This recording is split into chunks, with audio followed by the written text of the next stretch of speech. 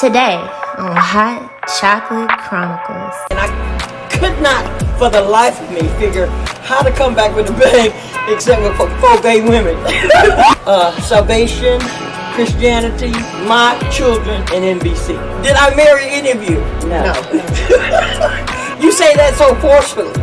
What is that term, gay church? First of all, I'd like to welcome my guests to Hot Chocolate Chronicles. It's been a while because of the pandemic and the other concerns of life, but it's so good to be back.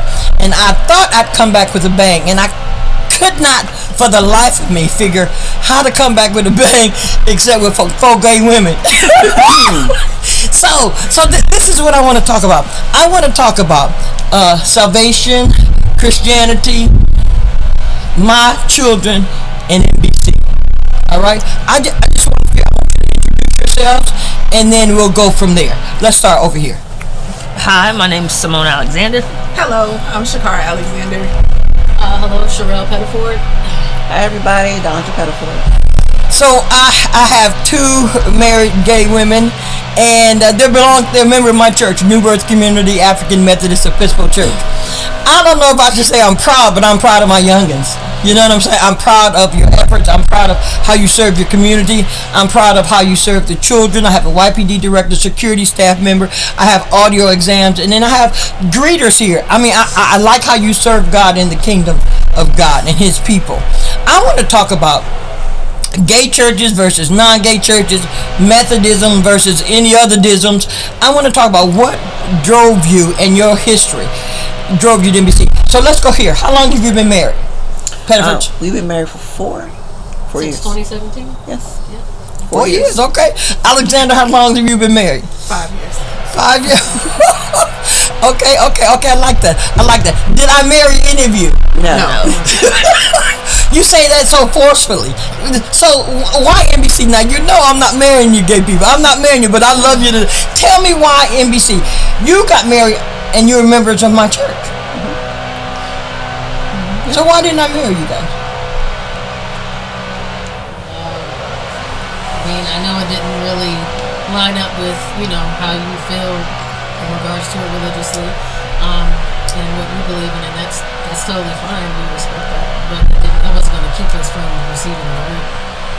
Wow. So you get the word at NBC? Yes, yeah. It changed your life? Yeah. I mean, we got the tools that we need. Praise God. Now, how long have you been members at NBC? Since 2016 in the fall, so 5 years. 5? Oh, look at baby spewing out time. She got it down to in 15 minutes. Did you see how she came across? All right. So this is amazing. The Pettifords joined single, but they got married, and they still were members of NBC and didn't change anything. Didn't change our aesthetic. Didn't change our comfortability. Didn't change any of that. So now over here we have the Alexanders. Now this is a different type of story. This story. Tell me, how long have you been members of the church? About a year. About a year. Now you were a member about a year, and you remember how long? 6 months. 6 months. Now how? Let me just jump to the chase. You moved here from Florida. Yeah. How long ago? Like 2 months. 2 or 3 months. Yeah. 2 months. Do you have a job?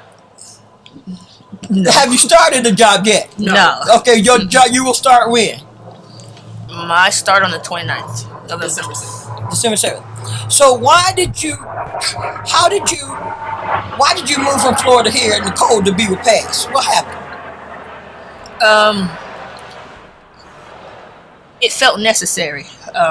As we got our teachings and as we further moved in our faith, it became something that we once thought impossible to be very possible. And having that foundation here with NBC was like, and knowing that we are in the process of getting our forever home as a church family, I felt moved to come here to help plant that church family. So after a couple discussions, it was like, we have no good reason not to go. Let's go. Wow. So you picked up and moved to Beverly. You in the hillbilly. Granny was on top of the truck. Okay, so NBC worked for you all first through, what's it called? Facebook. Yes. So you all found me on Facebook. Yes. And you watched for a couple months. Mm-hmm. And then you start watching, Yes. and you said, "Babe, let's do it. Let's move." But we always wanted to move to North Carolina. We said we were going to move in 2020, but we all know what 2020 looked like. Right. So when the opportunity came up this year, it was just like, let's just go. What else? What do we have to lose? Okay. So you came without jobs, and you trusted God. Absolutely. Okay. So why NBC? Why not a gay church? Is there such thing? I said I've never met a gay church before. I don't Yeah, think that's what I'm there's saying. That's why I did those air quotes. What is that term, gay church? I think it's more openly accepted at certain churches, but I don't think there are any gay churches. Yeah, I don't see where that's in the Bible either. I agree. So what that terminology says is the predominant congregation are gay or acceptedly gay. The pastor's gay. I don't know. Help me. I believe it may just be saying that they're welcome. It's a Right. space that welcomes you as you are. And so I think maybe for a lack of better words, Okay. or maybe a lack of relationship, for real, they use the word gay because it kind of just encompasses everything. everybody in the community. Okay. So why NBC? Sherrell, why NBC? Well, Donja started coming there first. I don't have a background of going to church. I never did. It was just me and my mom. And it's not like she wasn't anti or anything. She just really was just spending most of her time working. And we never went to church. But that didn't mean I didn't believe. I just didn't really have what I've learned about it being here, a real relationship and strengthen my faith like that. But I mean, I did believe. But after Donja came, she told me she wanted me to come. And she knew I had my suspicions. What were you suspicious of? Well, I was suspicious of just not really hearing in the sermon the fact that we weren't really accepted. And I wasn't going to attend if I heard that. I wasn't going to come. I wasn't going to stay. Come on, give it to me. I wasn't. And plus, other churches, you do. There's just like there's a lot of talk about more like, I guess, about money and just other stuff and not really building you up in the relationship. So after coming the first time, I felt what I needed to feel. I got the lesson. I actually felt something spiritually. And I was like, I don't oppose coming, to see what it's about. I didn't tell her I was like, yeah, I'm ready to join. Right. But Good. You took your time. I don't mind, coming to check it out and see how it's going to be. But, like I said, I definitely had my suspicions. I do recall my first day kind of just sitting back in my chair with my arms folded, just waiting to hear something to kind of, piss me off. So I could just be like, yeah, all right, well, thanks, babe. But if you want to go, you can go. But I'm good. So I didn't piss you off? No, not in your sermon. No. Okay. Oh, shame. Okay. Shame. Okay. Donja, why NBC? Well, I was looking for another church. I was always when I started looking for another church, I went from a mega church, and I wanted something a little bit more intimate. So when another member of a church brought me on, I think it was on a Bible study, or it may have been for a Sunday service, I was like, okay, I like this feel. It feels authentic. I had never been in the presence of a female pastor before I had been at NBC. So it was something that was new, but it was a feeling that was so real to me that I was like, I need to come back. I need to get some more of what they get, because I never received that before. It was always people or the pastors talking at me, and it was nothing about relationship. And when I heard that from you, that was something totally different than what I had experienced. So you have a religious background. You have a background going to church or whatever. Yep. So you were raised in church or Yes, whatever. I was. And then you found this heathen. Yeah. Okay. All right. So why NBC, Simone? NBC preaches love and relationship in a way that I'm able to understand it and apply it. I've been in church all my life. There's no way around me being in church, away from church. That is just not something that my family has ever done. I've been in the AME church my entire life. My grandfather was a pastor. My mother is now ordained. we went to church 6 days a week. So it was something that, Okay. like other people, like she said, she never went to church. I never missed a day of church. It wasn't an option of, oh, I don't feel well, you don't get to go to church. You don't feel well, you go and you lay in the pew. Make you feel better there. I got it. Okay. But as I grew older, it felt more of just something to do and not anything that had a feeling or a meaning behind it.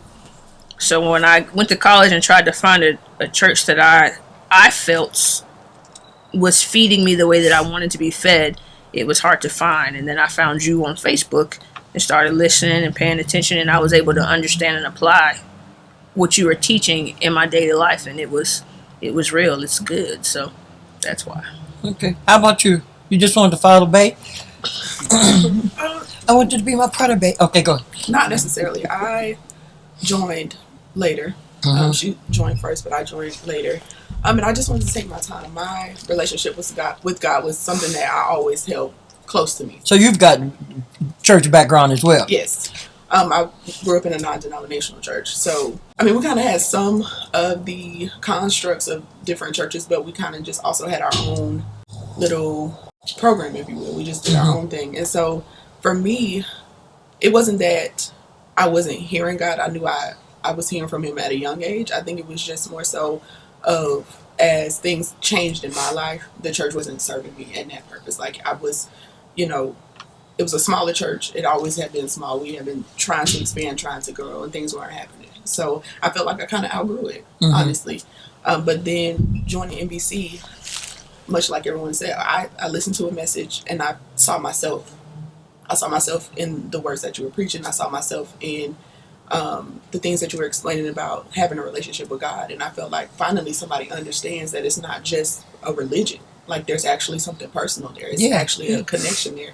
And it's supposed to be. It's not unheard of. So yeah, I have no heaven and hell to put you in, because you have no heaven and hell to put me in. Your relationship constitutes what you and God decide for your lives. And the closer you get to him, the more he gets to talk to you, the more you get to talk to him, the more you'll have an understanding, and the more he'll move through you. I am not that judge. I think churches need to stay away from that. I think that's where those sermons come from. Excuse me, that you're talking about those, because if that's the case, then I'd be talking about whoremongering, and I've had sex before marriage. I hope to have a little more before I die, because, well, we talk about that somewhere. That's another, okay. No, okay, that's another, okay. But all I'm saying is, if I pinpoint and just look at one specific group, then how are the other members getting fed? So my premise is to teach with how he taught. He taught love. That's all he taught. He taught love. And if we're going to be disciples of Christ, then the question is, and Simone, we've talked about that, WWJD, what would Jesus do? Okay? He would love. He would fully rely on God, and that's what he did. And the constructs of that is, we have to be out there teaching love. Now, there's some things that the organization of NBC has that may not change. Like my choir, the ladies wear dresses. And the ladies wear dresses. Some of you are sorority girls, and your color is a certain color. You don't show up in crimson and cream. Okay, see how you giggled? All right. So the construct of NBC keeps their constructs until I see a reason to change them. And that is no hugging and kissing. I don't want my heterosexuals hugging and kissing. It's not the place for it. It is just, you all were so easy to work with because you all wanted a relationship. You wanted... How can the word be heard if we keep putting the people who need to hear the word outside the doors? And so, if we're going to just start knocking a whole group of people out, then we're never going to draw all men unto him, which is what the commandment was, to bring the sheep unto me, draw all men unto him. And if we don't have the ability to do that as pastors and evangelists or apostles or whatever they are, what would you recommend to churches or pastors or leaders that you found so prevalent at NBC? What would you suggest that they do to make others feel the way you all feel at NBC? Look inward first. Woo! That's heavy. That's heavy. What do you mean? Talk to me. It's I'm like you. I'm just a snorting and snotting this nose running. Okay, go ahead, children. You look inward and make sure that you understand your relationship before you try to tell me how to live my life. That's heavy. Don't. That's disrespectful. Okay, go ahead, go. It's not disrespectful. It's very respectful. If you are to be a leader and you are called by Christ, you are called to show love. Mm-hmm. And if when you see me, you can't get past the fact that I date women and I love women, you need to look inward first. Because you should be able to show me love just like Christ showed you love. And if you don't have that love to show, that's on you, that's not on me. Okay, so that's what you're seeing in other leadership. You know, talk about your mom, Reverend. Talk about Reverend. How was it when you came out? Ooh, Jesus. That Methodist preacher. How was That, my sister? It was difficult. It was a very difficult conversation and one that I will never forget. Because there was, I don't think she understood. And she was trying to love me and understand how, because, okay. There has been teachings that being homosexual means that you are away from Christ, that something is wrong, that you are being held by a demon, that your life is just, you're full of sin. And so she could not understand that she loved me, but I loved women. And so it was a moment of, what did I do wrong? How did I fail? How do I fix this? And it's not something that you can fix. And it took some time, and we got to a place of love and understanding. And now you wouldn't be able to tell anybody, no one can tell my mother anything about me that she doesn't already know. They can't say nothing disrespectful about me around her, because She go to blows. yeah, That's who she is. And so she has, like I said, you have to look inward first and get to a place of love. I believe that she was able to understand how much she loved me, and that love she can't get rid of, because I'm still her child and I still love her, and we moved forward past that horrible day. And now you wouldn't know that there was a time where it was a horrible day. Okay. What would you recommend, Sherrell? What would you recommend to leadership at other churches who only preach one thing? I mean, it does kind of piggyback on what Simone is saying. You got to learn to love and respect the person. And if you can't learn to love me, you have to learn to respect me ultimately. If not, you don't have to love me. You don't have to accept me. You don't have to accept who I am, how I am. That's fine. But you're going to respect me, or we're just not going to associate. I mean, and that's just how I am. Yeah, that's how you were when you came. Yeah, that is how I am. So if we can't be on a level of respect, and if the way of you showing me respect is omission of dialogue, then that's just how it is, I guess. But I would recommend that you get to know me as a person, not as a gay woman, as a person who beats with the same four-chamber heart as you do. You know what I mean? You get to learn who I am, how I am, whatever the case may be. And not without trying to pry, how did you become this way? That's not really none of your business, first and foremost. I mean, and secondly, don't think that is a reason to how I am and who I am. Honestly, to me, in my sexuality, it's a phenomenon to me. I can't explain it. It just is. It just is, and I know that it is. I know that it is for the fact that I've tried the heterosexual lifestyle. It's not for me. Don't enjoy it. Not happy about it. Don't want anything to do with it. Okay, keep going now. So, I mean, and that's just it. And if you don't understand that, then that's fine. We don't have to talk. We don't have to associate. God bless you and prosperity unto you. And that's cool. You know what I mean? But otherwise, if we can be respectful to one another, that's all that I'm asking. Just at a minimum, let's just be respectful. Anybody else? What would you recommend, Cara, Donja? I'm on the same point with everyone else as far as getting to know the individual. That baby got that voice driving I know, to an octave. I recommend that baby sitting low. Yeah, that's right. There's a 0.5. They're about to be parents. There's a 0.5 in there. Donja 0.5. Pettiford 0.5. Okay, go ahead. But yes, as far as the leadership looking inward and looking at the individual themselves, because I feel like most pastors or ministers or whomever is the head of the church see a label and they just see all the negativity when it comes to someone being gay, someone being lesbian or whatever in that community, and they don't see the person at all. And that pushes most people away from the church who actually need to be in the church. So Yeah, because if that's the case, the church would be empty. You know, I wouldn't be there either. Because if we were knocking people out for sins or whatever, who would be preaching? I mean, let's look at this thing honestly. We none become perfect until we see His face. So, would you want to raise your children at NBC? You plan on leaving when .5 gets here? Beautiful name. I'm not going to reveal it tonight. But would you want to raise your children at NBC in the atmosphere of NBC? Yes. Yes. plan to. I am so honored. Why? Because I'm cute. You're supposed to say yes. Hold on, y'all didn't answer. You're beautiful, yes. Okay. Of course.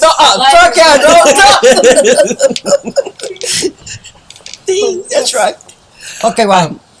But yes, I want our child to receive what we have been receiving, and I feel like you can give it to them in a way that they understand, even now, because there's children that are at NBC now that understand your message as young as they are.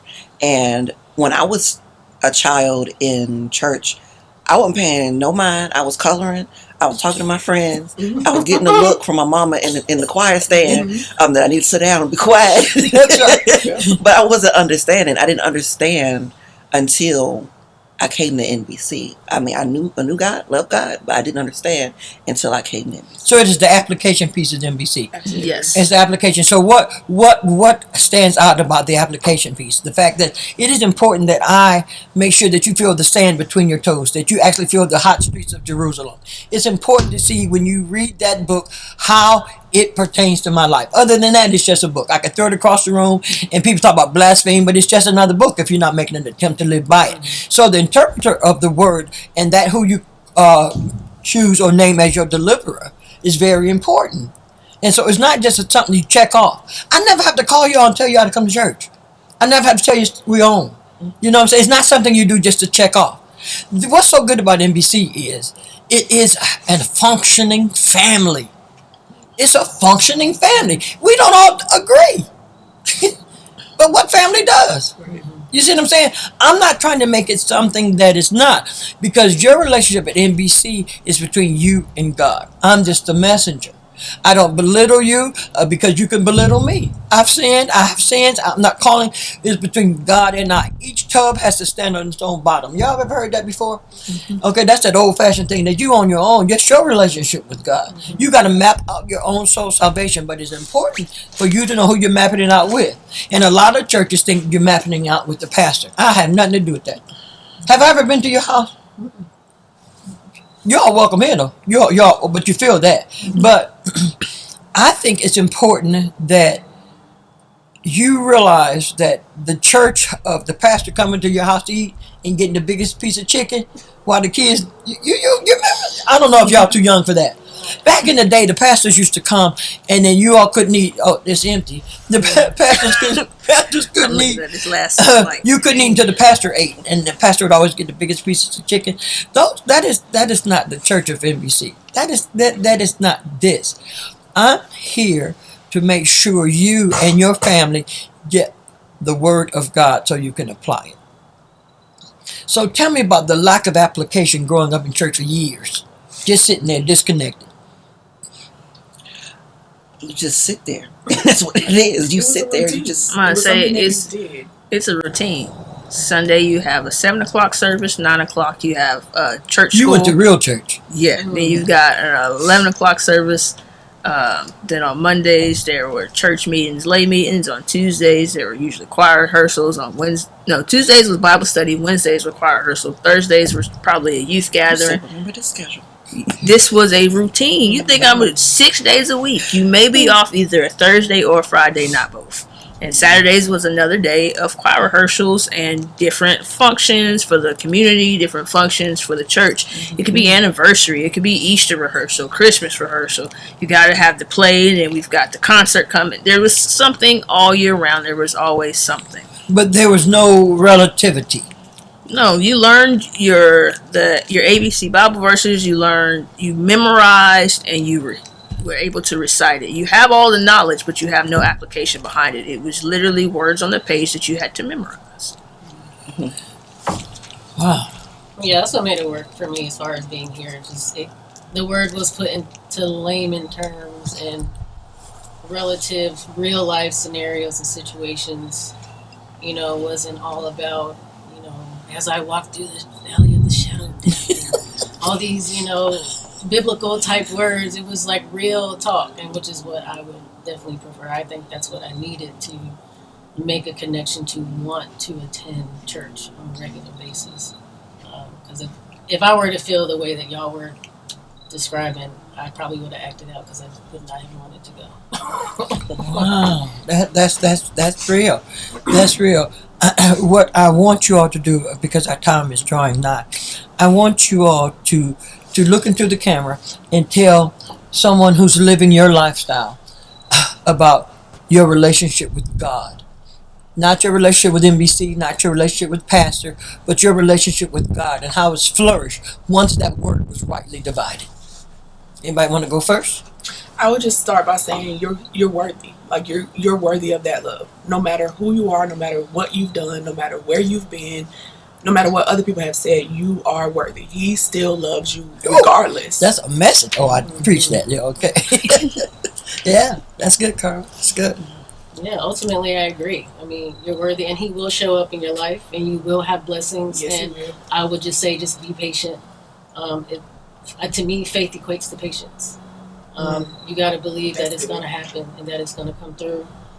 And just look to Him when things get rough. When you feel like you have no one, look to Him, because I'm sure, depending upon your circle, right, you may feel like you have no one, or though if you have family that chooses to abandon you because of who you are, look to Him, and I have no doubt He'll guide you to earthly vessels that can fulfill you the way you need to be. Y'all about to make me proud. Y'all about to make me think like you listen to me on these days. All right.